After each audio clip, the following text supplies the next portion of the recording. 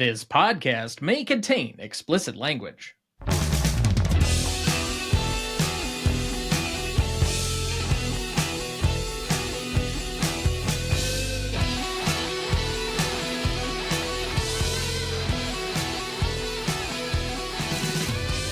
Welcome to the Greatest Movie of All Time podcast, the show that uses a unique grading style to redefine what the greatest movies are. I'm Tom Duncan. And I'm Dana Duncan. We also welcome back our returning celebrity guest, a 5-time club member. You know her from her previous appearances on Inglourious Basterds, Zodiac, My Fair Lady, The Artist, The Great Dictator, Forrest Gump, and recently Mr. Smith Goes to Washington. Please welcome back Sarah Duncan. Good to be back, guys.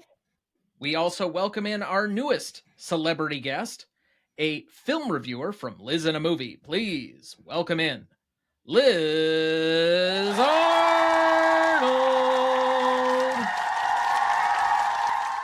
Hey guys, thanks for having me. Thanks for being here. So, welcome to both of you. But, Liz, you're a new guest to the show, and that means you are subject to our new guest questions, the dreaded new guest questions. But with all new guests to the show, we like to ask a few questions to allow the audience to get to know you. So first up, just tell us a little bit about yourself, what you do, and why you love movies. Okay, well, I'm Liz, and I work a boring corporate job during the day, and then I fill all my free time with fun and random hobbies. One of those happens to be watching movies and sharing all of my opinions. I also love to research fun facts about movies, and that's a lot of my content on Liz in a Movie. So if you're interested in fun facts, check it out. And I used to have a podcast. There's a bunch of episodes still up on YouTube. It's also at Liz in a Movie. Excellent. Number 2, usually the most difficult question for people, but what is your favorite movie and why? Okay, so this one's actually really easy for me. My favorite movie ever is Legally Blonde. I could watch it a million times and never get tired of it. Elle Woods, in my opinion, is the perfect embodiment of female empowerment without the loss of femininity. And it's also incredibly quotable and hilarious. So, Well, I have seen that movie way too often, but I will say Law School does feel very familiar from that film. So, third question, what makes a good movie for you? This is the hardest one for me because I like so many types of movies. Like, I'll pretty much watch anything and find something I like about it.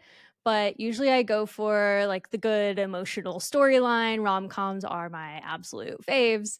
I've always really liked super imaginative films as well. So like Lord of the Rings, animated movies like Shrek. I was into all of the like early 2000s series like Hunger Games, Divergent, all that stuff. Wide range. No, just one thing. You don't want to experience a small portion of the buffet that's out there. Yep, I want it all. Well, welcome to you. And with that, we will dive right into our episode for the evening. Tonight, for our 238th episode, we discuss the surprise hit mystery thriller Knives Out for its 5th anniversary. Written and directed by Rian Johnson. Music by Nathan Johnson.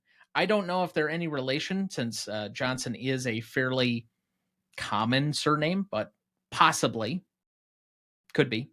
Starring Daniel Craig as the famous Benoit Blanc, Chris Evans as Hugh Ransom Drysdale, Ana de Armas as Marta Cabrera, Jamie Lee Curtis as Linda Drysdale, Michael Shannon as Walt Thrombey, Don Johnson as Richard Drysdale, Toni Collette as Joni Thromby, Lakeith Stanfield as Detective Lieutenant Elliot, Catherine Langford as Meg Thromby, Jaden Martell as Jacob Thromby, Frank Oz as Alan Stevens, Ricky Lindholm as Donna Thromby, and Edie Patterson as Fran. You forgot Christopher Plummer. Oh, you're right, I did. The guy the movie's about. One of my favorite actors in this whole movie. Well, yeah, I don't know. That you are correct. It is an oversight by me. And Christopher Plummer as Harlan Thrombey.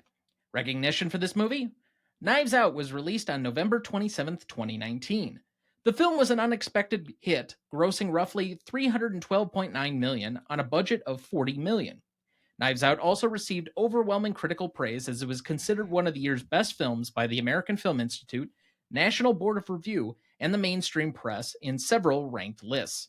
Additionally, many accolades were showered upon Rian Johnson, Daniel Craig, and the ensemble cast.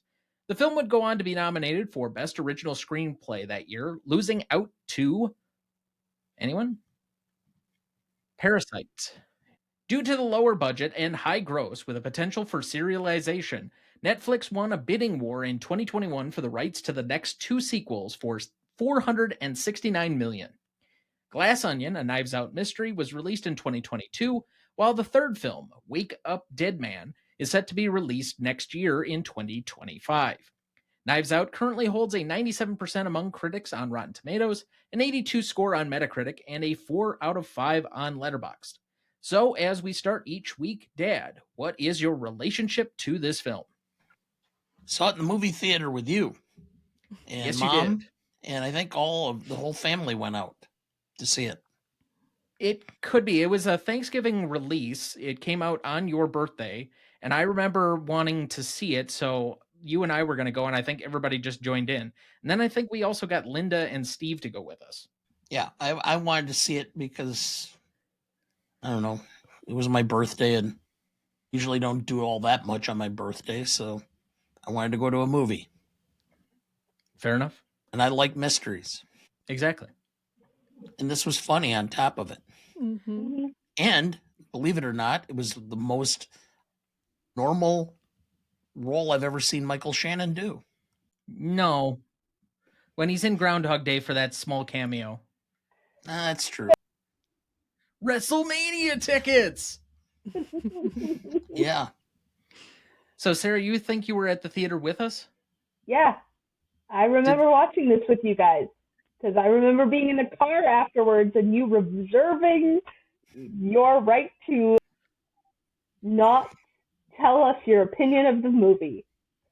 Well, that's because it was at a phase where every time I said whether I liked or disliked a movie, Dad would get mad at me for not agreeing with his opinion. So on the off chance that I was not going to yes. No, it was not Yes. because you disagreed with my opinion. It's Oh, it because so you were was. you were trying to be Gene Siskel about every aspect of the film. And I'm I'm like, sorry, that's how I enjoyed films. okay, I mean, that's what we do on this show anymore, isn't it? yes, but there's, like I said, when I'm grading a movie, I do 1 to 5 on the quality, and I do 1 to 5 on the enjoyment. Okay, whatever. There are a lot of schlocky movies that I really enjoy because they're fun. Like, what was the Pop-Tarts movie? Yes, Unfrosted. I gave Pop-Tarts on a fun scale of 4. On a quality of film, a 0.5. I still have yet to see that, but it's on my list. I haven't either. I've got to add it to my list now. It's gotta be worth on there. it. Don't. It's It's worth trash. It's worth watching just to see Hugh Grant in that tiger suit. Oh my gosh. Yes, they made him Thul Ravenscroft, who was Tony the Tiger, and so You're not selling the movie all Yes. that well right now. All I'll say is anybody who at this point still feels like they need to see it is what I have currently deemed a cinemasochist. Oh, I love that. Anyway, as the resident non-Duncan on this episode, Liz, what is your relationship to this? You didn't see it in the theater with us too, did you? No, I don't think so. I was actually like a late bloomer to this film. I didn't watch it until last year. Last summer was the first time I saw it. And after watching it, I was like, man, like, why did I wait so long on that? It was really good. Just fun. Like Dana was saying, it's hilarious. But I've seen it multiple times since then, so. I'll be honest. This to me feels like Knives Out is to the mystery genre what Scream was to the horror genre of the mid-90s. You're taking something that for most people just kind of felt dead in a retread that it was just filled with so many tropes and things that would come out of the woodwork. And this injected a lot of fun, mayhem. It was kind of tongue in cheek, but it wasn't trying to do it in a way that was bringing down the genre, but rather trying to reinforce what it liked about it to begin with. Mhm. And so it feels fresh. I'll be honest also that I actually prefer Glass Onion to the original. Really? Maybe that's an unpopular opinion, but I think Daniel Craig has a lot more to do in the second one, and I preferred his character coming out a little bit more, whereas this one, he's kind of more in the background. But I also enjoyed Ed Norton kind of being a dink the entire movie, and then having the reveal be that he's a dink. What? Ed Norton, a dink? Yeah. He plays all dinks in the movie so well. I don't understand that. Well, maybe it wasn't acting. That's what I hear. But I guess what else do you think the movie is about? Entitlement, family dynamics. I actually am going to do a random poll here from the movie. Do you remember where they talk about gravity's rainbow? Yes. I actually bothered to look that up. And I think it has something to say about what the actual movie is about. And the book deals entirely with power struggles and corruption, which I feel like has a lot to do with this family. They're constantly undermining each other, second guessing and manipulating it along the way, struggling to be the top of this. So I think it's a thing of what this is all about. So I'm very curious to see what the third one's going to be about, because the first one goes after those of like old money, the ones who are like the Victorian homes and the Gothic aesthetic, but they're these big families that have large sums of money. They all do different things, but it was all started by one person essentially, and he becomes the godfather of everything else that's going on in the family, and they're all set to wait until he dies and then inherit everything. Whereas the second movie is poking fun at like the tech billionaires and all these like estranged new wealth people. So what do you do for the third one?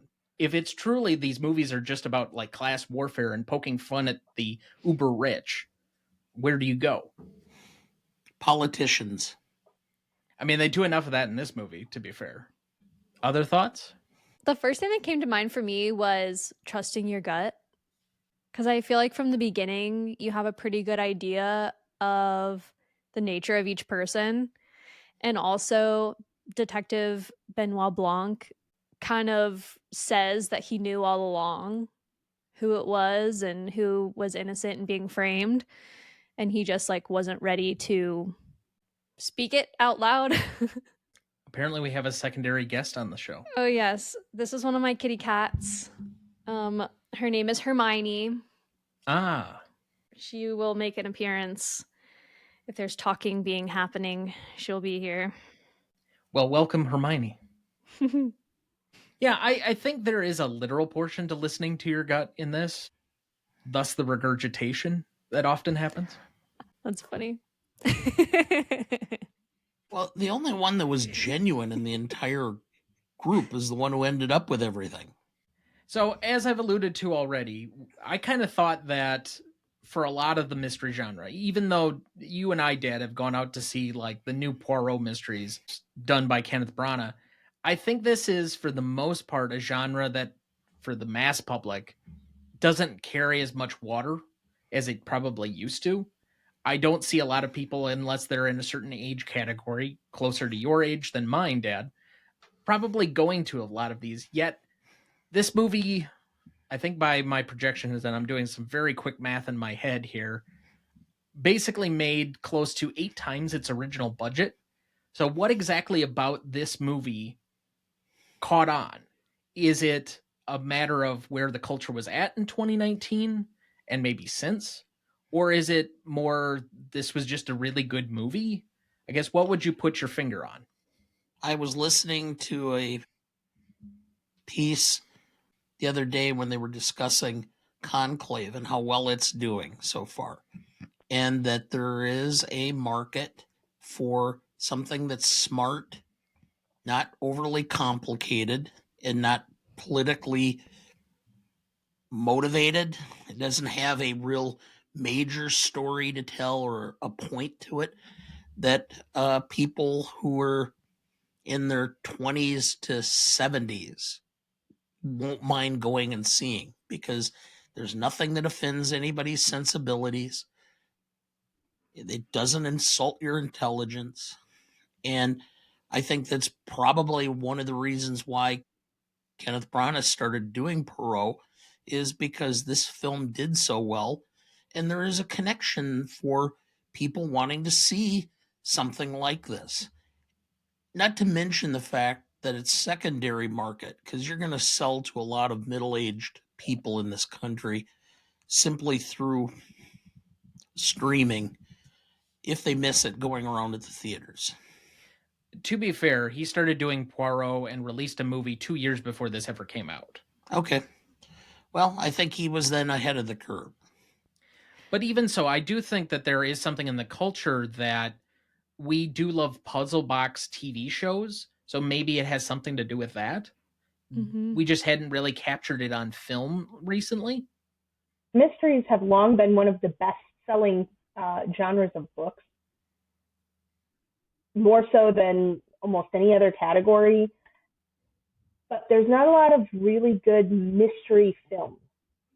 One of the last ones that I can truly point to is Clue. Mhm. And that was in the 80s. There's got to be at least a few decent like mystery ones. I mean, if it's a matter of there being some type of reveal at the end, The Sixth Sense, Fight They're Club, not true mysteries. The Usual Suspects. Okay, Yeah. that I'll give you. But that's what I'm saying. It's one of the best-selling genres. But it's hard to write for the screen to an extent, I think. And if you look back at this film, some of the ways they foreshadowed and brought up tidbits and misdirected multiple times, that you have to watch multiple times in order to catch all of them, are kind of brilliant, because they kept throwing the finger in every direction. And you can do that so much better in a book than you can when you actually legitimately have people watching every move. I would claim that Ocean's 11 is a mystery, because they ultimately are unraveling how they're going to pull off the caper, and they give you little clues throughout, and the reveal shows you how they actually did it. I think a lot of early Christopher Nolan films might be in the same vein, like Memento and Prestige kind of have a mystery angle to them. I wouldn't call them like Prestige straight. especially. Yeah, I wouldn't call them straight mysteries, but there's definitely like a puzzle box nature to them. I wonder if this movie specifically was more successful than some of the mystery genre type films that came out like in the 90s and the early 2000s, because it wasn't like a children's movie. Because I feel like when you think of like the investigator type films, you think of like Nancy Drew, Kit Kittredge, those type, which are really, they're kids movies. And this one is PG-13, so it does cater to a younger audience, but it's also made for adults. It's got that witty humor, and there's a little bit of violence in there. So I wonder if that's why this one had such an overwhelming success. And also, I mean, the cast was very alluring. I feel like a lot of people watched this because all their favorite actors and actresses were in the movie. I mean, Jamie Lee Curtis and Don Johnson were huge in the 80s, and that's drawing into my age group. Mm-hmm. So they were trying to get people of my age back into the theaters. They really put a lot into this film too, as far as the quality of the film itself. They put a lot of money into it. While a $40 million budget feels small in comparison to some of the movies that we see today, it's a quite hefty budget for a mystery film, just because it is so hit or miss whether it's gonna gain traction or not. But they put the money into it, and I think it really paid off. They did a great job. Well, given that he's writing these all himself and the sets and the production value, it has to be pretty low. It's for the most part going to be just casting people. And outside of maybe Tarantino, Christopher Nolan, and Wes Anderson, Rian Johnson probably has the best collection of just random stars wanting to be a part of this. I mean, Glass Onion had at least like 5-6 different major people. And the next one, just from the cast list alone, Andrew Scott, Jeremy Renner, Thomas Hayden Church, Mila Kunis, Josh O'Connor, Josh Brolin, Kerry Washington, and Glenn Close. Like, it was a barrage when they started releasing all the casting. It was like every day we'd get like 2 major stars showing up in this movie. And I'm sure there's going to be some random cameo somewhere for random people that are connected with Rian Johnson. We already know for sure that JGL is going to show up in some capacity in this movie, as he has in the last 2, but it's been like a really subtle Easter egg. Apparently, Ana de Armas is supposed to be back too at some point. Not as like a major role, but she is supposed to make a cameo in the film. Well, that'll be interesting. I'm not opposed to it. But either way, for his post-Bond career, this might be the best post-Bond career anybody's had outside of maybe Sean Connery winning an Oscar. So, if we are ready to move on, Dad, do you have our plot summary ready for us? I do. Rian Johnson's Knives Out is a gleeful whodunit that reinvents the genre while paying homage to its classical roots. Set against the backdrop of a sprawling Gothic mansion, the film begins with the suspicious death of Harlan Thrombey, a wealthy mystery writer, after a family gathering. Enter Benoit Blanc, Daniel Craig, a gentleman detective with a syrupy southern drawl and an eye for deceit. What unfolds is a deliciously twisty investigation into Harlan's eccentric and entitled family, each of whom has motives aplenty. Blanc's razor-sharp intuition and eccentric charm lead him through the maze of alibis and half-truths, spun by quarrelsome Thrombeys. At the heart of the mystery is Marta Cabrera, Harlan's devoted nurse, whose genuine care for her employer is her saving grace, or perhaps her undoing. As the layers of this intricate puzzle peel away, Marta's role becomes pivotal, bringing to light the dark undercurrents of greed and betrayal lurking beneath the family's polished veneer. Thank you. Did you know? It was Don Johnson's idea for his character to hand his empty plate to Marta as if she were the maid during the immigration conversation. Did you know? At the will reading, Ransom tells his family to eat shit. He was originally scripted to tell them, fuck you, but Rian Johnson decided to remove most of the F-bombs in the script to secure a PG-13 rating and to keep the movie much more like mystery films he used to watch when he was growing up. Chris Evans was the one who suggested substituting eat shit. Did you know? Several characters refer to a fictional Hallmark movie starring Danica McKellar titled Deadly by Surprise. Though McKellar was not asked if her name could be used, she was delighted that it was included, and she shared her love for this movie on Instagram. She later sent Rian Johnson a knife with the words Deadly by Surprise engraved on it. Did you know? Both the title Knives Out and the working title Morning Bell are tracks from the album Amnesiac from 2001 by the English rock band Radiohead.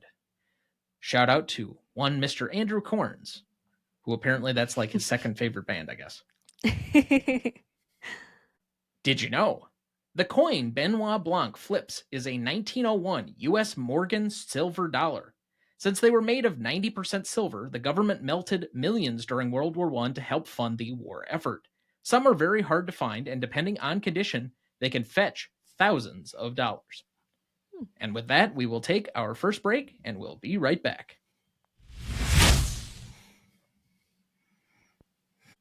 Before we jump back into the episode, next week for our 239th episode, we welcome back our most frequent guest, Christine Duncan, and new guest, Clarissa of I've Seen That One, to revisit Roman Holiday from 1953. Directed by William Wyler, written by Dalton Trumbo, Ian McClellan Hunter, and John Dighton. Music by Georges Auric and Victor Young, starring Gregory Peck, Audrey Hepburn, and Eddie Albert. You won't want to miss that one, so watch ahead of the show by searching the Real Good app to find where it's streaming for you. That's REELGOOD. All right, before we move too much farther, Sarah, I know that you don't have your own show or podcast or major Instagram page or whatever else, but is there anything that you're working on or where people can find you that you'd like to promote quickly? They can always find me online. I'm still posting pictures from my recent trip. Follow at the Nomadic Archaeologist. On which site? Instagram. Thank you. Sorry. But our guest with much more to potentially promote, Liz, what are you working on and where can people find you? Yeah, so I am working on a few early screenings that I got to go to. I have Gladiator 2 and then seeing Wicked early this week. So I'll have both of those up very soon. Okay. Well, I think you, by your reaction there, are a little stronger on one than the other, but maybe that's just me reading into it. I will be honest, I will probably see Wicked because it's going to be nominated for something. But I know almost nothing about it. I know like none of the songs, so I will be completely clean for this whole thing. That is the best way to go in, honestly. I am reading the book right now, but I've seen the musical multiple times and I'm obsessed, but you have to go in not knowing anything. Like, don't look it up, don't watch the trailers. Just go in and enjoy it. It's absolutely fabulous. Even if you're not into musicals, like, it's going to be amazing. And I am, but there's that. All right. Excellent. And as always, our guest links will be available both on the website as well as in the show notes. So it is time for everyone's favorite weekly segment. That's right. It's Ask Dana Anything. We do have one guest submission today. Frequent guest Kieran B., host of the Best Picture Cast, would like to know, Dana, would you consider doing a live watch-along of Megalopolis? Yes, I would, if I get to actually comment. I have a feeling it would be like Mystery Science Fiction Theater 3000, because I am going to just probably roast the hell out of it. Okay, so first off, do you not know what a watch-along is? Well, yeah.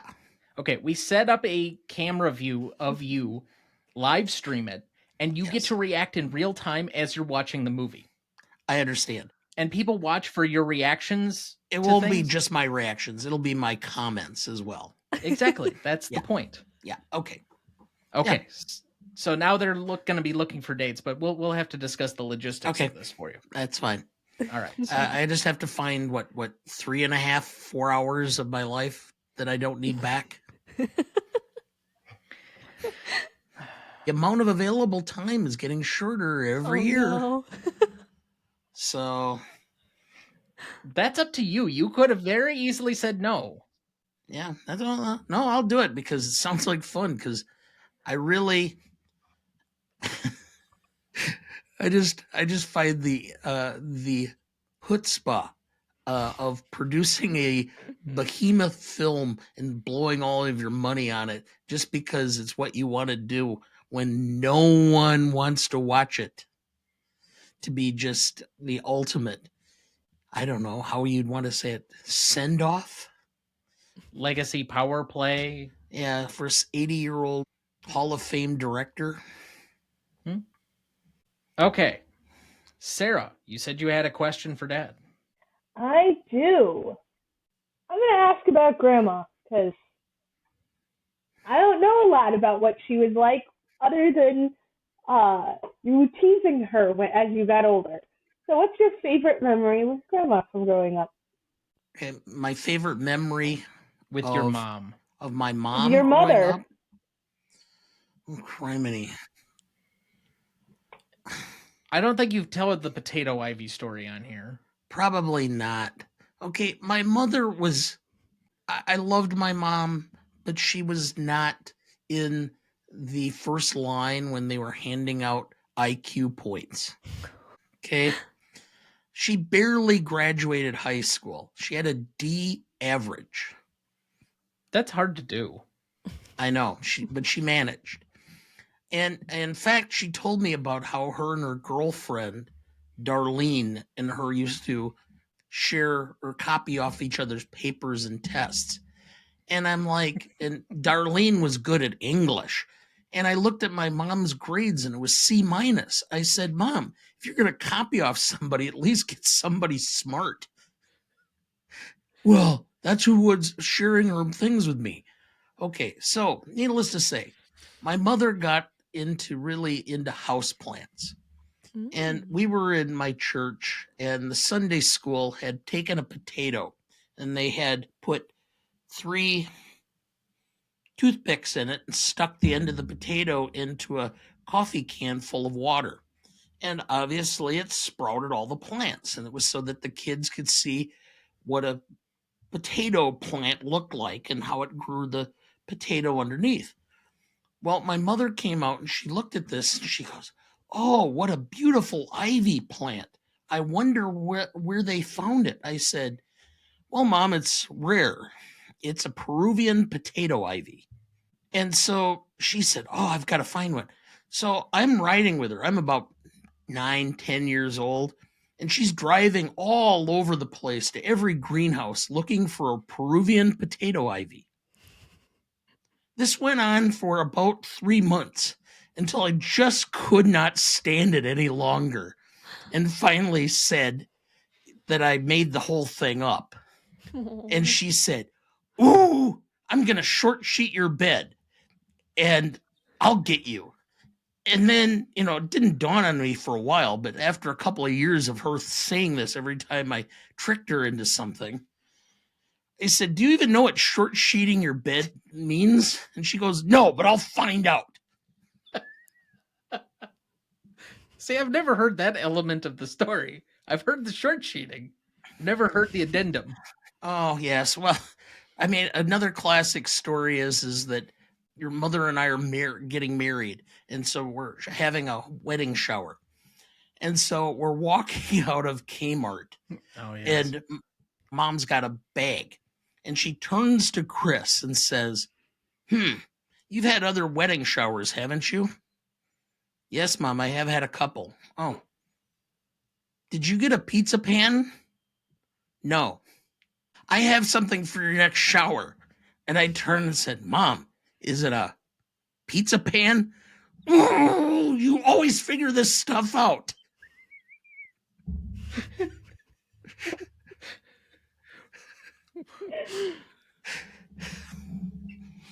So that was my mother. Not to mention the fact that I could go on for quite a while about her cooking. I used to love. You did like 2 weeks ago. Yeah. I used to love food service. Ugh. Yeah. I can't remember what context it was, but I'm pretty sure an ADA came up about like your meal choices in high school because she was such a terrible cook. Oh, yeah. I mean, pizza burgers, mystery loaf, anything was better. I mean... Really? Mystery loaf? Oh, yeah. Yeah. At least it had substance. Her meatloaf was like eating Alpo. My dad almost backhanded me, but yeah. So... You would have backhanded me had I done that to my mom. Well, probably, but... Yes, your mother made a lot better food than my mother did, so... Well, anyway. I mean a low bar, but to be fair, my mother is a very good cook. Yes. And I baker. Appreciate that you guys said that. She'll never know. She doesn't listen to the show. She only knows the episodes that she's on, and then she forgets them immediately. Kind of like every movie she's watched with Dad. I know.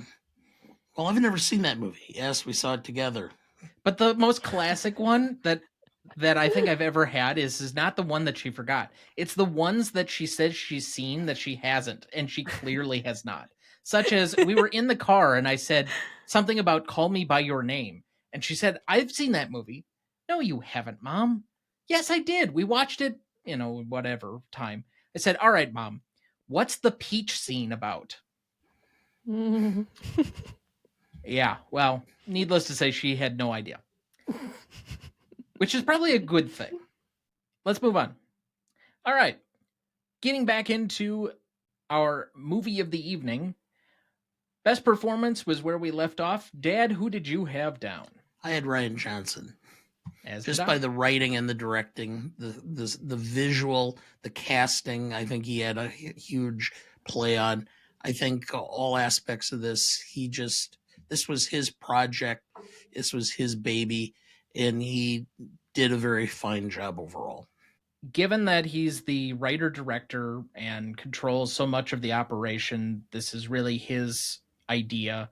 We have often defaulted into any of the categories where the writer-director and it's like their personal project, but I don't see any reason to deviate here. I also have Rian Johnson. For best performance, I had Ana de Armas. I think she beautifully pulls off all of the both funny and serious moments of this.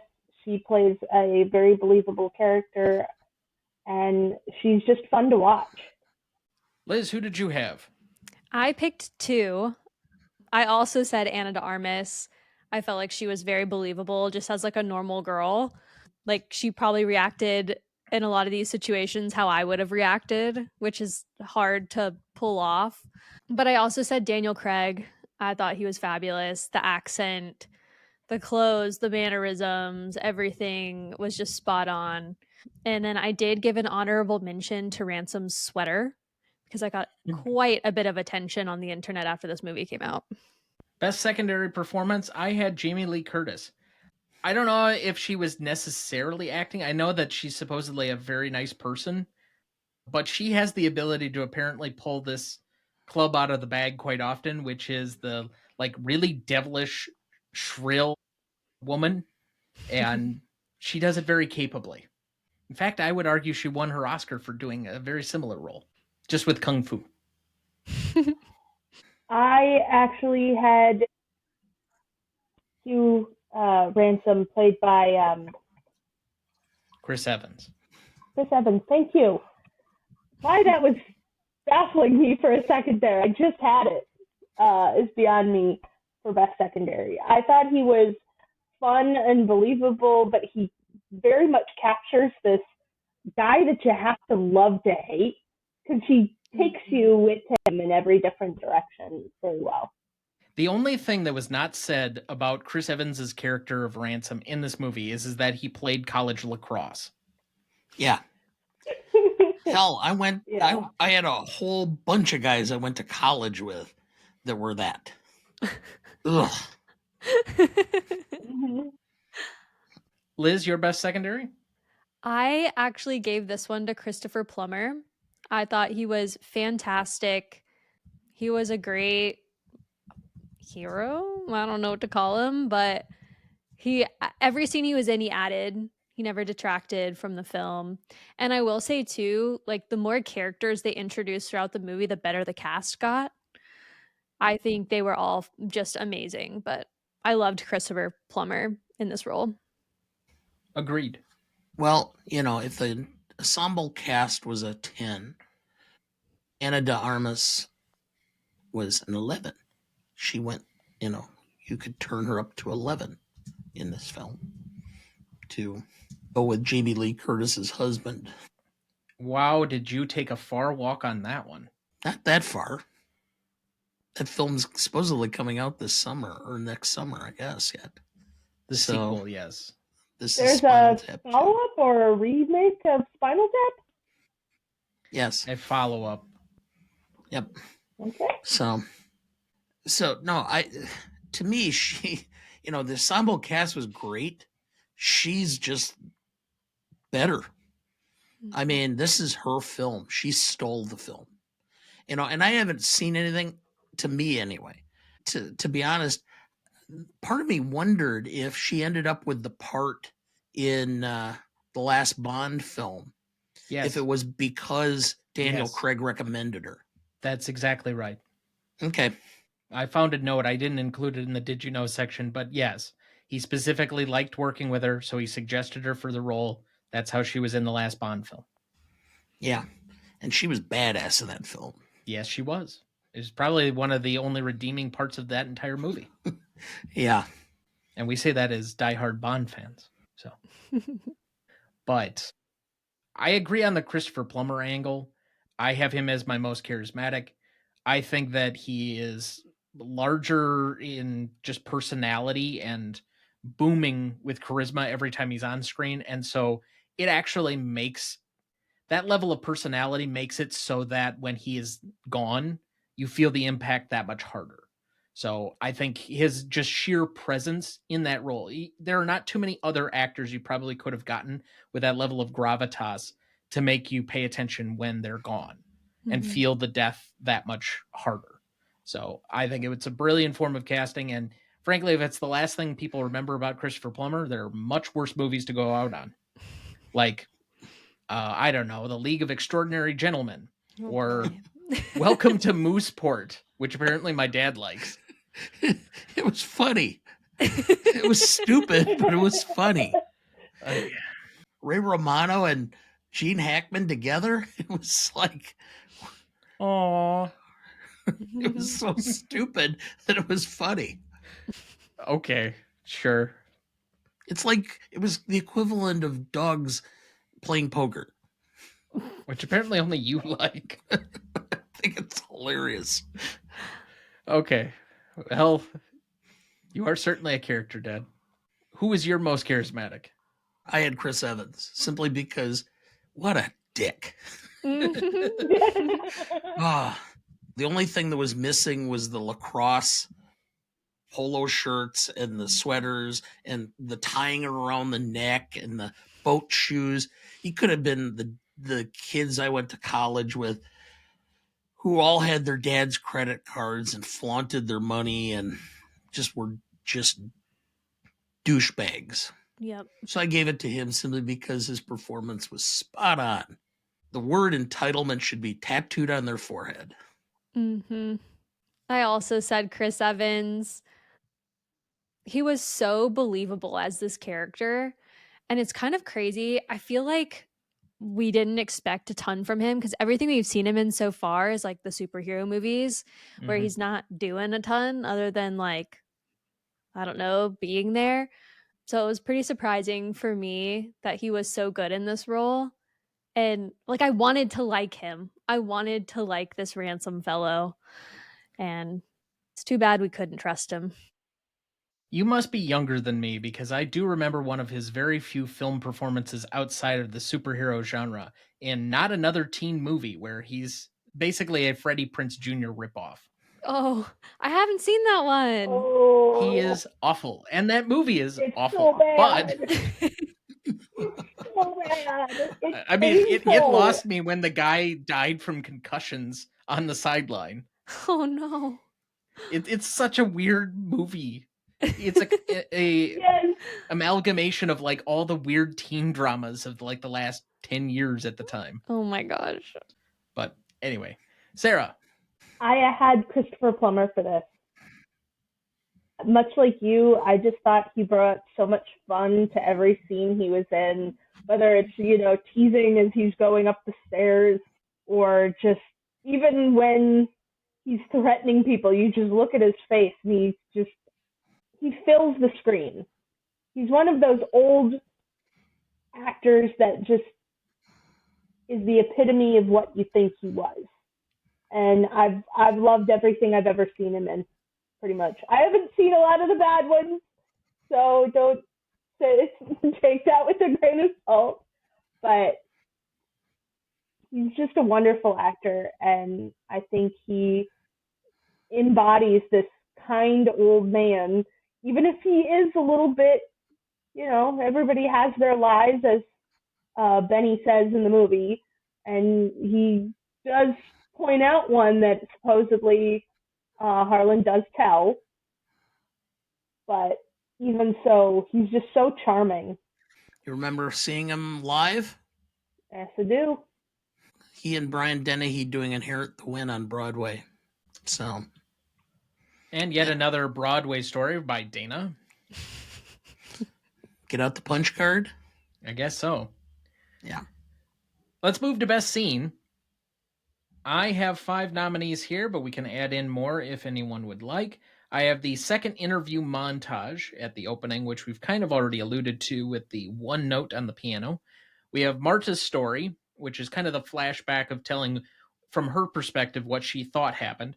We have the will reading, Ransom's offer, which is in the restaurant when he makes her eat the bowl of beans. And then the final reveal. So roughly the last 15 or so minutes of the film. Now, is there anything that anyone else would like to add or thought I missed? Hearing none. All right, out of these, what is the best scene? I think the final reveal. I think it makes the whole movie, the final reveal. They build up and build up and build up, and you kind of know what's going on by the time it happens, but there's a couple little twists and turns in there that are just fun, and you have some aha moments as well. I do think it's very clever in how he solves the mystery without it actually being like somebody actually did it. I mean, they did, but they didn't. And so because it has a little bit more intelligence to it, I think it actually makes the solution more clever. It's something you didn't necessarily expect. I actually picked that first scene, the note on the piano, because it's a way of introducing him, but the more I stop and actually went back to each time he played a him, scene, you're referring to Blanc? Yes, my apologies. It actually points to some very interesting things, and it leads. It's an interesting way to lead into Benny's character, but also it points out, in my opinion, some of the misconceptions and lies that they're telling, which is kind of how you start building this whole narrative.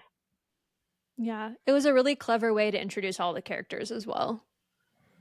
And for that matter, a lot of exposition in a very short window of time. You meet most of the characters, you get most of their background perspectives and how the other family members feel about them within that period of time. So it's kind of a very large exposition dump. For me, it's the final reveal because Blanc has the opportunity to actually, shine and kind of go through his thought process. And it was implied repeatedly in the donut within a donut hole with a donut in the middle of that donut hole, or however it was phrased. Okay, Foghorn. Yeah. I see. Anyway. I think you'd find it hard to sit on me, but... CSI KFC. No, but the cartoon Foghorn Leghorn steals from a character off of Fred Allen's radio show in the 30s. And this has been Uninteresting Facts with Dana. All right, moving on. I'm going to take the will reading because there is nothing funnier to me than watching Captain America tell everyone to eat shit. It's also, frankly, the pivot point in the movie when she inherits everything and you're just like, oh, that feels expected, but it's not really expected. And now the knives are truly out. So I think that's the hinge moment for the film where we start to get the revolving or the descending action down the hill. Yeah, the fake nice goes away. Exactly. We were so nice to you. We're going to take care of you. And then, well, just kidding. You anchor baby. Yeah. Goodness. Yeah. They were so nice to her, and yet no one could remember what country she was from. I think they named every country in South America except for Suriname. Ecuador, Paraguay, Uruguay, Brazil. Argentina. I don't think anybody named Argentina for that matter. I don't think they did Chile. But they also didn't do Guyana. That's because nobody remembers it's there. Yeah. Anyway. And to be fair, Ana de Armas is Cuban, but that's besides. The will reading is also my favorite scene. And it's not just for the one moment, but it is also for the extension of the family dynamics with all of them basically infighting and everything else. It reminds me of certain moments with my own family. I thought about what would be the practicality of just having them read a fake will where it just screws with everybody and they go, "You're kidding." Yeah, we are. That was his instructions. Now we'll do the real will. Mhm. That'd be something you'd do. Yeah, I know. That was what my thought was. Then I saw this and I thought, nah, that'll ruin it now. So I can't do that. But I will say that this was great because as a lawyer, I've never heard of anybody actually reading a will. But it would be so much fun to sit there and watch families just come up completely unglued. I mean, it's bad enough that I've seen it happen in my own family with inheritances and such. This is a public show. Yeah, I know. Well, none of them listen, and if they do, I don't care. Fair enough. All right, other favorite scenes. I really liked the whole montage of Marta like foiling all the police evidence. She like ruins the tape, she covers up the footprints, she throws the trellis piece, and it's just like all very cute. It makes her look very guilty, but at the same time you're like she's not guilty. So it was a fun moment for the movie. I love that intimate moment between Marta and Harlan up in his study where they're just playing Go and he's talking about calling AARP for elder abuse on her. Yes. I just think it's intimate, it's funny, it establishes this heart between the two characters that keeps being repeated, but it's one of the first moments we truly get to see them actually like care about each other and have fun together. And I think that's really important. All right, most indelible moment. Honestly, thinking back on this every time, I have to remind myself of just about everything else in the movie other than Chris Evans did it. That's literally the biggest thing that I remember every time going from place to place is Chris Evans did it. I don't remember how he did it exactly, but I remember he was the guilty party. I have the final reveal as my most indelible moment simply because same thing. That's the part where how he basically just sunk himself. I've got to agree. The final scene is easily the most indelible, but there's a caveat to that because I love this one line that kind of points back to it, or points to what's going to happen, where they're up in the study and he's talking about Ransom, having just had this big blowout with him earlier in the night. By him, I mean Harlan. And he's talking about not being able to tell the difference between a stage prop and a real knife. For whatever reason, I always remember the scenes where Marta and Ransom are driving around together, and it's kind of like Starsky and Hutch, like on the run. It's just silly and fun. It's like a moment of brevity through the film, which I like. The worst car chase ever? Yeah, the worst car chase ever. So that looks like a good spot for our second break. We will be right back.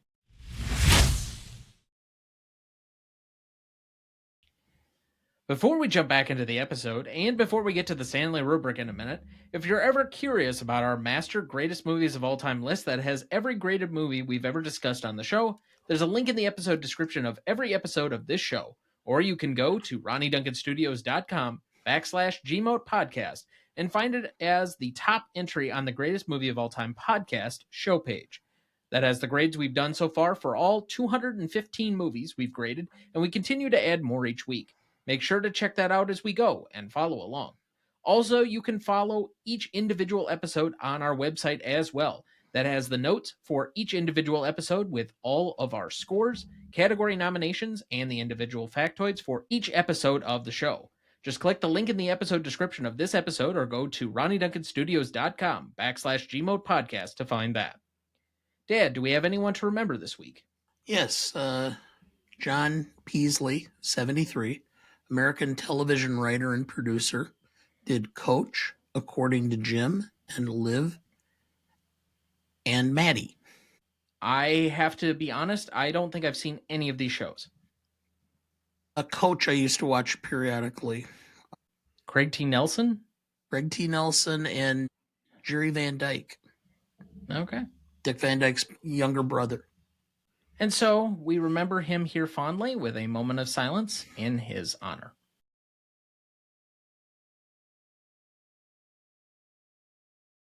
Thank you.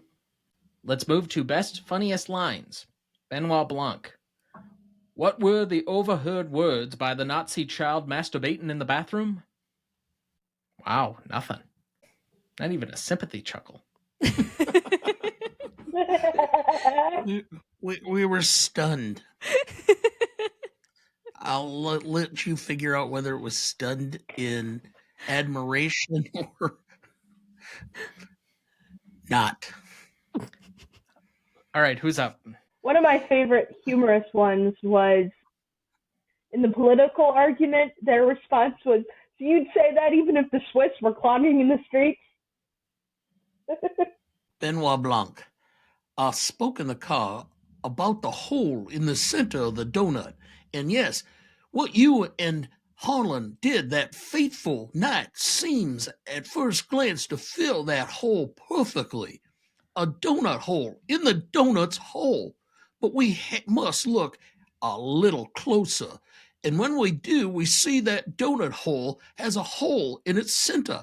It's not a donut hole at all, but a smaller donut with its own hole.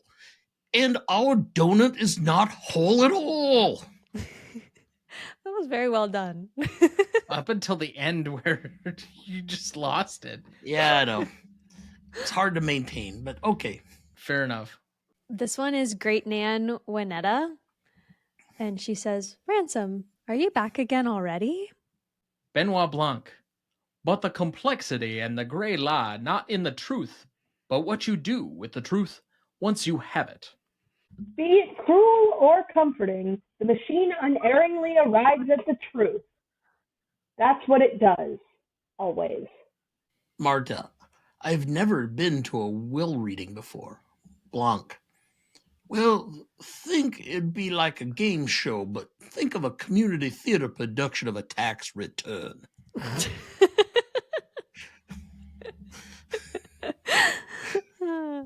Linda. I was just thinking about Dad's games. This all feels like one, like something he might write or do. I keep waiting for the big reveal, when it all makes sense. Ransom. You think I'm not going to fight to protect my own, our birthright, our ancestral home? Oh, that is hooey. Harlan, he bought this place in the 80s from a Pakistani real estate millionaire. Oh, shut up with that Kentucky Fried Foghorn Leghorn drawl.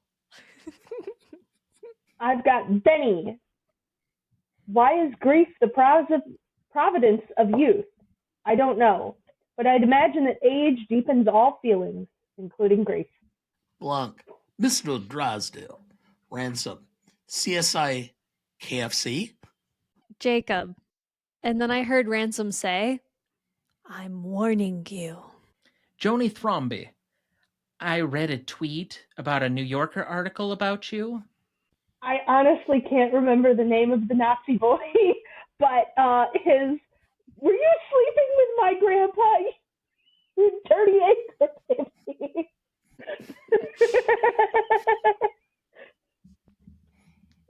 And now he's working for the White House. Yeah. Do you have any left, Dad? I'm out. Okay. Liz, any left? No. I've got a couple. Benoit Blanc. Best judge of character is a dog. I've found that to be. Sarah, do you have any left? I have one from Harlan. There is so much of me in that kid. Confident, stupid, I don't know, protected, playing life like a game without consequences until you can't tell the difference between a stage prop and a real knife. Harlan Thrombey. Why do men instinctively pull at loose threads on their parachutes? All right. Let's move to the Stanley Rubric then. Legacy is up first. This is a measure of the legacy of the film at least 5 years after the film's release. So as of basically right now and carrying forward, what is the legacy of this movie? We split this category between 2 sets of 5, one set of 5 for the industry and the other set for the general public. Dad, would you like to go first or second? I will go first. All right. I still think it's considered highly among critics as time has gone by, but biggest problem I have in the industry is it hasn't started a floodgate of whodunits. The only person I think whose career advanced from this was Ana de Armas, although Jamie Lee Curtis has kind of had a resurgence in a few other roles, but I don't know if she was really this was what propelled her or not. I went with a 3.5 for the industry simply because it made so much money and the fact that there was such a bidding war and it continues to go up. For the public, I had it about right, and then we did our informal poll at the office, and was about half had ever seen the film. It wasn't that high. Wasn't even that high. I think it's 20%. Yeah, so I went with a 2.5 for the public, simply because I think there was a large group of people that have seen it off and on through those 5 years and have continued on to see the films or the next one and the Glass Onion, and then I think we'll be looking forward to the next one. So I have a 6 overall. I will say that I think this is harder to gauge as of this morning doing the poll within the office than it was before that, because as much as maybe my perception being around the industry and around film people on Twitter is that most people have seen this, apparently that's just not true.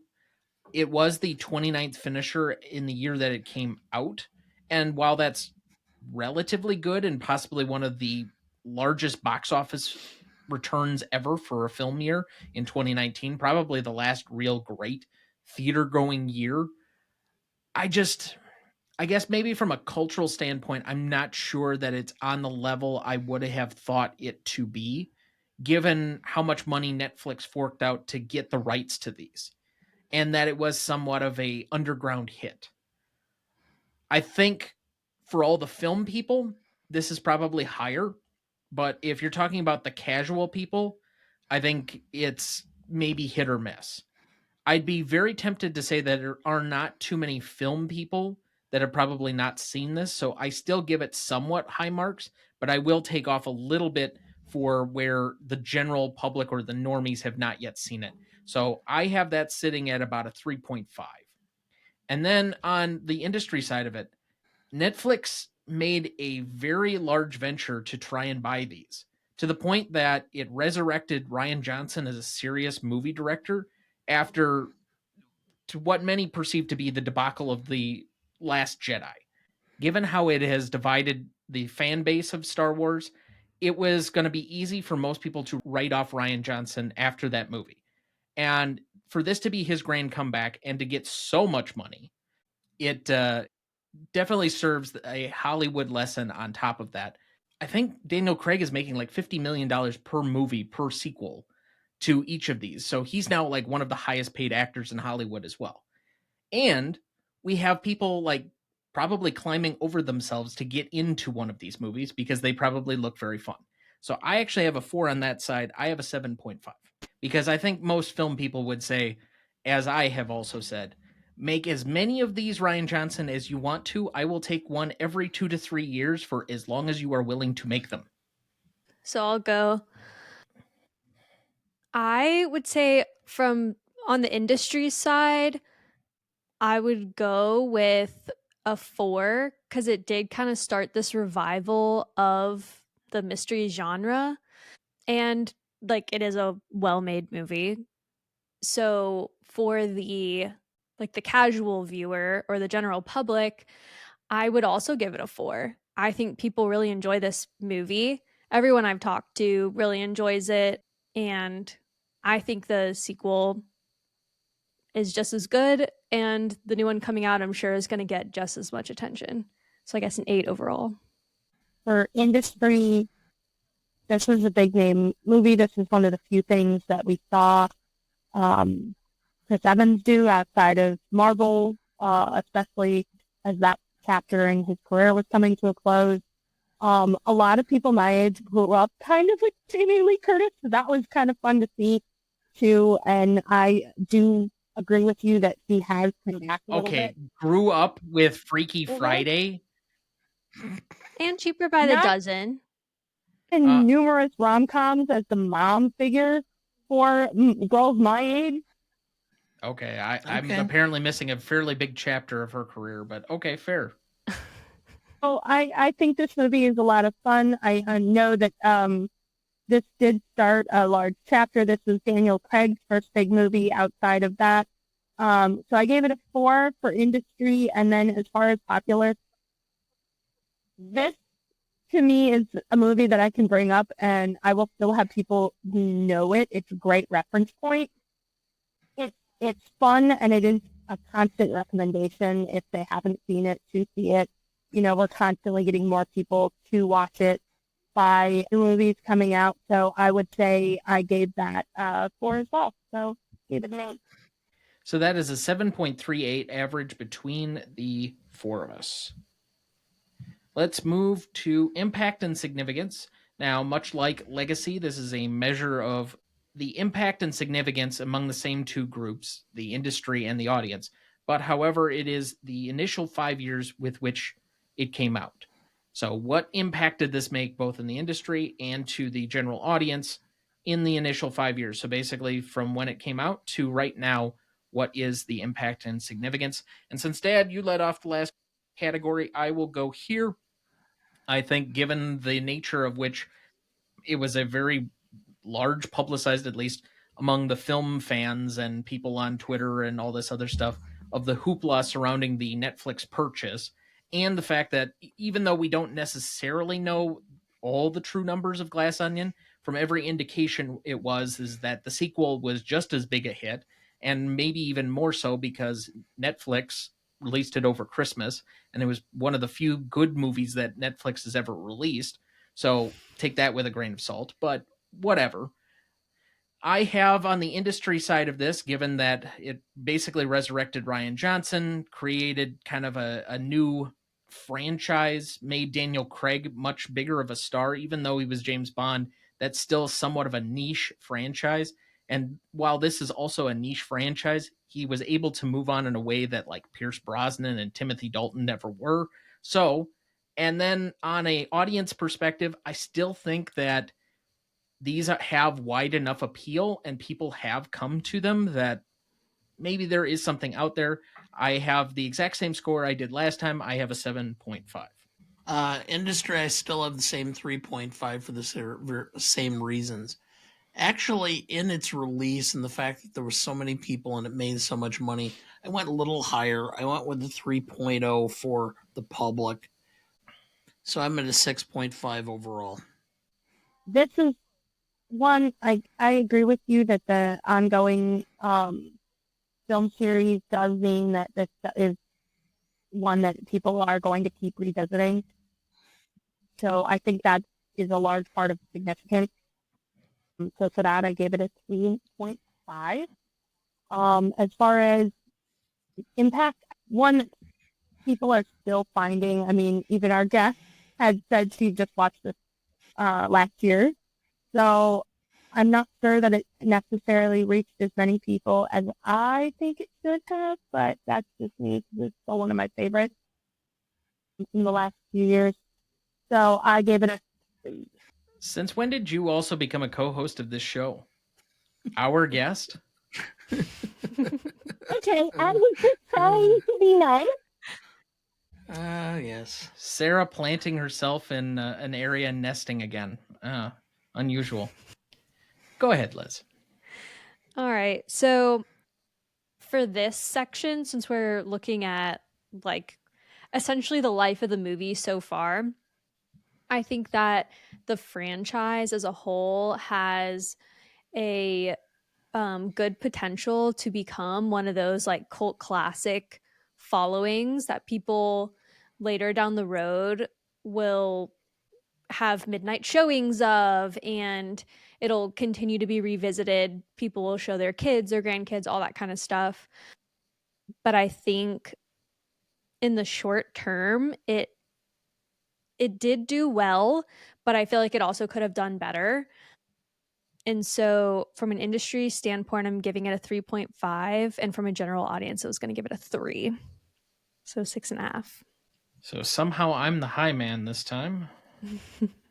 That's okay. It's the edibles. I'm sure. So that is a 6.75 average between the four of us. Novelty.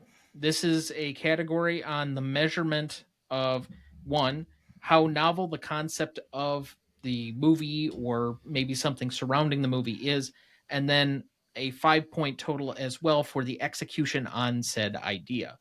Most times we're talking usually about the story, but it can relate to some other things. So again, this is a 5 and 5 category. Sarah, would you like to lead us off? Sure. So novelty, this, like I said before, is not something that has been overly done. There's not a ton of true mystery classic films. And this is one where, to an extent, I feel like this is a little bit like some of those classic mystery novels I loved growing up, and it's fun. I'm comfortable giving this a 4. Out of 10? Sorry. Then I'll go with 8 out of 10. Leave it to my family to get the category scoring wrong, but okay.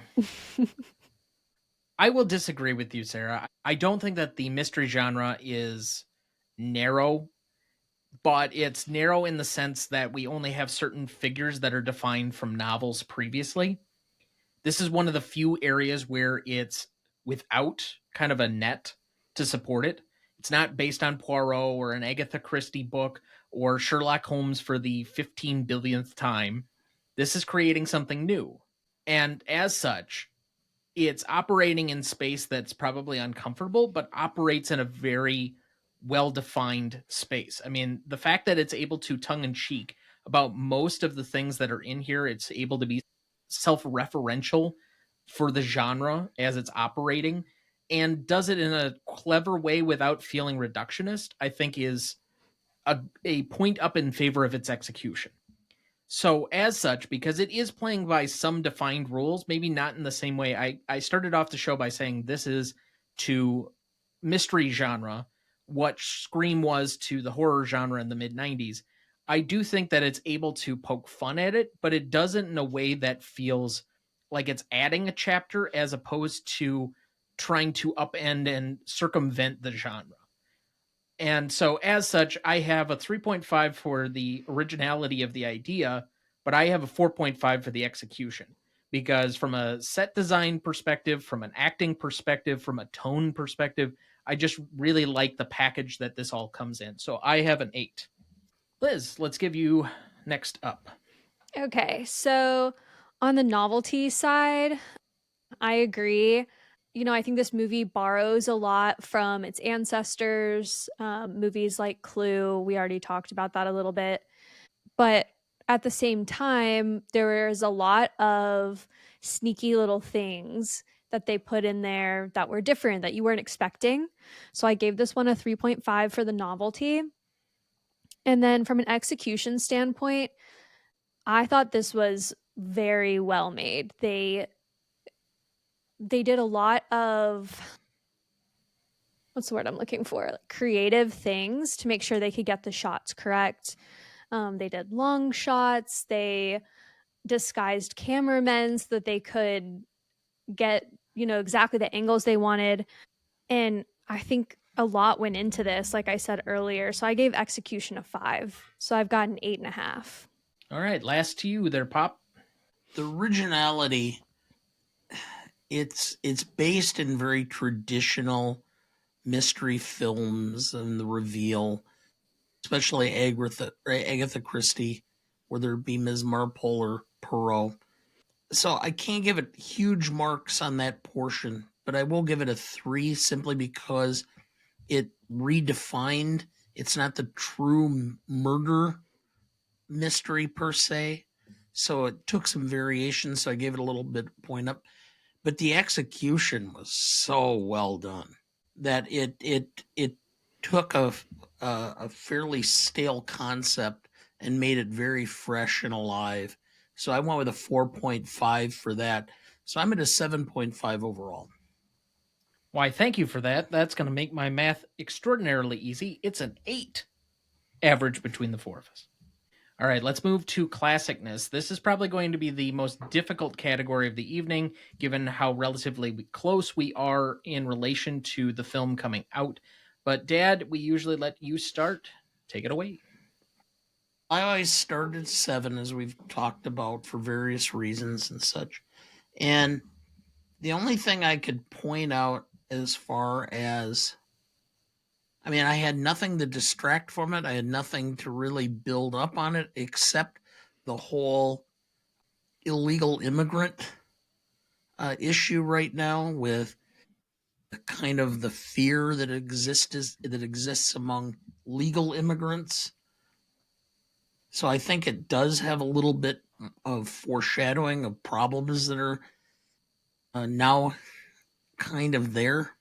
So I gave it a half point up for that. So I'm at a 7.5 overall. Liz, let's go with you. Okay, so like I said already, I think the series as a whole has a potential to become one of those cult following series, but as far as it being a classic, I don't think this is going to be one of those movies that everyone is going to be able to agree that it's a classic. I think some people really, really like it, and I think some people just think it's okay. So for that reason, I'm going to give it a 6.5. I agree with you, Liz. This has potential to be one of those underground movies and things that parents show to their kids as they get older that, it's constantly revisited. This is one I enjoy going back to, but I'm not sure I could consider it classic.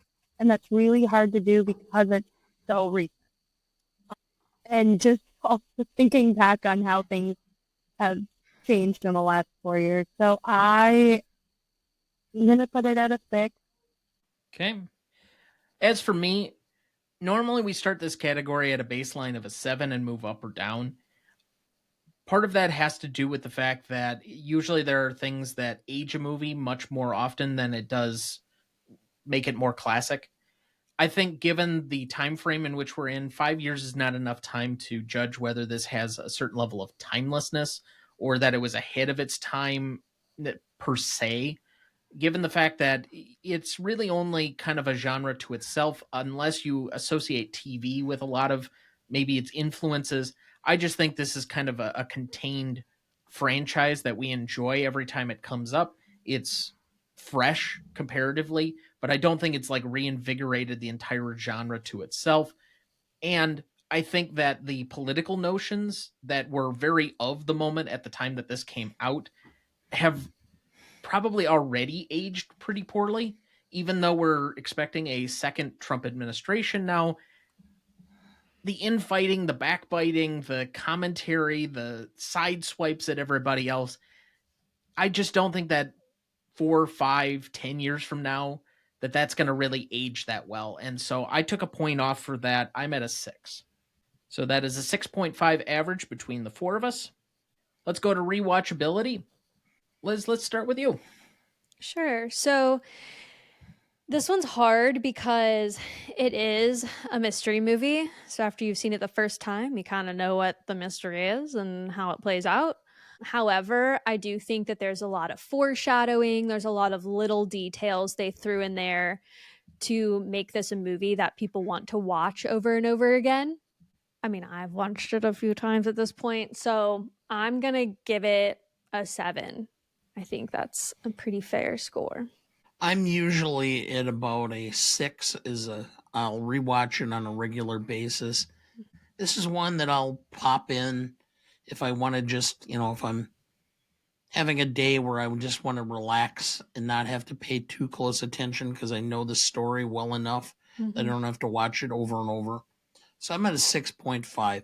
I'm not going to put this in. I'm not going to be like the other day again where I was just happened to stick in or pull up Rio Bravo because I was bored and go, yeah, okay, why not?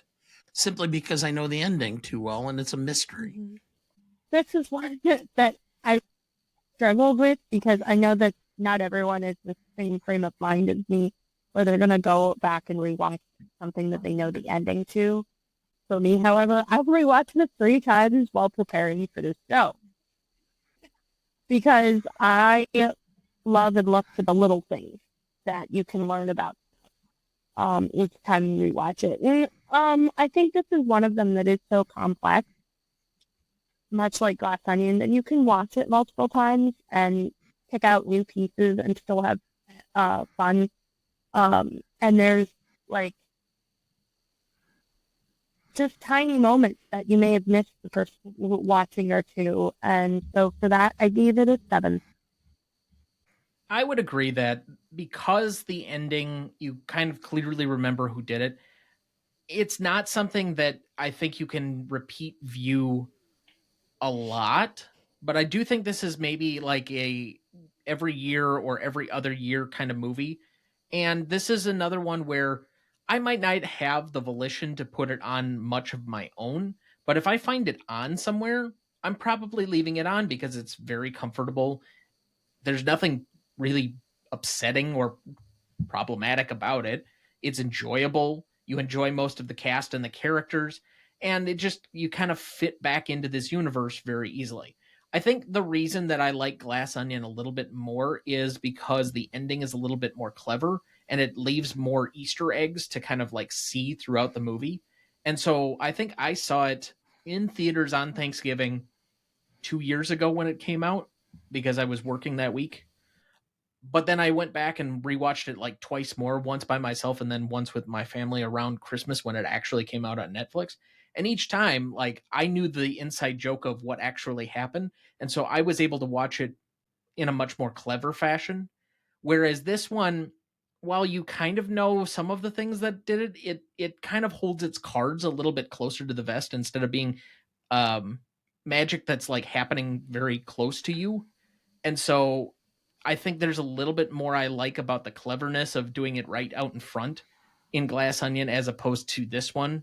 But I think they each have their own merits. And so that's why I've been able to watch each of these probably 4 or 5 times without much issue. I, again, would strongly advocate that Rian Johnson do as many of these as he would like to until he's done. And Daniel Craig is also done. But I also have it at a 7. Or excuse me, I'm at a 7.5. So that puts us at a 7 total between the 4 of us for this category. As far as the audience score on this one, we have an 86% for Google users and a 92% for Rotten Tomato users, giving us an 8.9. So to repeat the categories, we had a 7.38 for Legacy, a 6.75 for Impact and Significance, an 8 for Novelty, a 6.5 for Classicness, a 7 for Rewatchability, and an audience score of 8.9, giving us a final total of 44.53, and currently placing it on our list between The Dirty Dozen and Amadeus for number 140. I was really hoping we would get this one above Fight Club just to annoy Andrew. Very close, but not quite. So, yeah. As usual, if you disagree with any of our scoring or have any comments for us on it, you can grade us at greatestalltimemoviepodcast@gmail.com. Find us on any of our socials at gmotepodcast, or write us on our website, ronnieduncanstudios.com/gmotepodcast. All right, let's move to remaining questions, of which I have several. Why did Harlan give Marta the money? Because his family didn't deserve it. Yeah. They had every break, every opportunity to advance themselves, and they chose not to do anything on their own, but to just ride his coattails. I think if this movie is truly a commentary on the rich, it's also a commentary on who should be given the privilege of wealth. Yeah. I think, too, he had given so much to his family, and each of them, you find out throughout the movie, each of them had been asking for more. It was never enough for them. Whereas Marta, Like, all she wanted was to be his friend. And yes, she was paid, but she was real. And I mean, I think he loved her more than probably some of his other family members and wanted her to succeed in life and have everything that she needed and wanted. All right. Question number 2. What happens to Marta's mom? I will turn to our legal advisor. With $60 million, I think you can hire a really good attorney who could fight her extradition, because suddenly you can get together a bunch of affidavits that show that she is a political refugee from whatever country they actually were from, and there'd be no problem in probably getting her to stay. I'd like to say money does not have any influence in law, but I don't want to seem like an idiot. Fair enough. Question 3. How many years in jail does Ransom get? We turn again to our legal correspondent. Well, Massachusetts does not have the death penalty, but they do have life imprisonment. And since he attempted 2 homicides. Correct. Which usually carry with it, it's like a class D, I think what it would be the equivalent in Wisconsin. I think he basically is going to spend the rest of his life in prison. I think there is a notion to be said that he could be potentially tried for what's known as either depraved heart or wanton murder, or depending, I have not looked up Massachusetts law, but the fact that he could be also potentially found for felony murder in Harlan's suicide is possible. I think both of those are at least realistic. But on top of that, he's got a number of other things like arson and other charges. So if he's conservatively serving, I think it's probably 30 years without the possibility of parole. All right. Moving on. Do you prefer Knives Out or Glass Onion? I've already given my opinion on this one, but let's hear from the rest of the peanut gallery. I think Knives Out did it better. All right. I think Glass Onion is also really good, but Knives Out, the original, I think just the not knowing what to expect and everything was so new about it. And I'm sure this new one that comes out is going to be good as well, but I think Knives Out is always going to be the top of the series. For me, it's Knives Out. You have to think about where I came from, which is watching on Sunday afternoons when there wasn't football, Basil Rathbone as Sherlock Holmes. And my dad telling me, there are actually stories about this. And then me running to the library and getting all the old Sherlock Holmes books and reading them. So this is much more of a traditional. Is Glass Onion a more intelligent and well thought out and all? Yes. But to me, the classic Knives Out is my preference. The old house, the whole thing of what, it's just more of the traditional story to me that I grew up with. Okay. How many films of these do you think they can make before you would get bored? I'll go first. There are 53 Perrault novels. I can read them over and over and over and never get bored. There are 72 short stories and 4 full novels of Sherlock Holmes, and I never get bored. I go back and reread them all periodically about every 3 or 4 years. I can't imagine ever getting bored. Yeah, I think as long as they continue to come up with unique storylines, people are going to keep watching the movies. If you can continue to stack the cast, if the cleverness is still there, if the aesthetic is still right, and if Daniel Craig can still pull off the drawl, sign me up, take my money, I'm good. Okay, final question for me. Where does Benoit Blanc rank among the all-time film detectives? I think personally, we'll just start out with that I have him behind Sam Spade, Sherlock Holmes. I don't know if he'd be behind Poirot to everybody, but he probably is for me. I also have him behind Deckard from Blade Runner and probably Nicholson's character from Chinatown. But after that, there's a fairly interesting conversation to be had. I had a hard time with it. I couldn't think of any that are more exciting. I feel like there's not a ton of like investigators and detectives in films. I can think of like TV shows. Sure. If you think of like House, that's kind of a detective. If you think of NCIS or Mindhunter, but movies, it's more difficult. Monk. Mm-hmm. Yep. That's one you got to go back to occasionally. Kojak. It's just really hard for me to have a good opinion because he's only done 2 films, and only one of those was he really the central portion of it. He's never going to be the central figure in any of these. He's more involved in the second movie, but Rian Johnson has gone on record saying that the protagonist of his films are specifically the heroine. So Janelle Monáe in the second one, Anna de Armas in the first one. It's always told from their perspective. Yeah.